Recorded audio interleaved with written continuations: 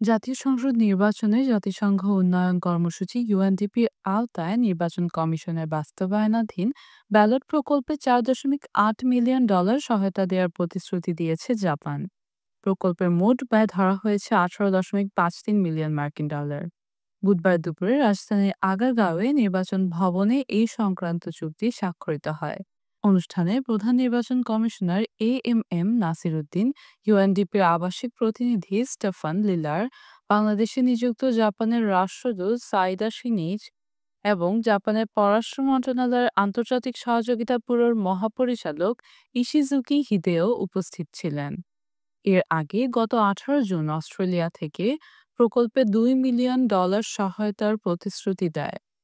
ইসির কর্মকর্তারা জানান, চুক্তির আওতায় নির্বাচন কমিশনের প্রাতিষ্ঠানিক, কারিগরি এবং ব্যবস্থাপনা দক্ষতা বৃদ্ধিতে এই অনুদান ব্যয় করা হবে। পাশাপাশি ভোটার ও নাগরিক শিক্ষা জোরদার, নারী ও তরুণদের অংশগ্রহণ বৃদ্ধি, সমাজের অনগ্রসর গোষ্ঠীর প্রতিনিধিত্ব নিশ্চিত এবং নির্বাচনী প্রক্রিয়ায় স্বচ্ছতা ও জবাবদিহিতা বাড়ানো হবে।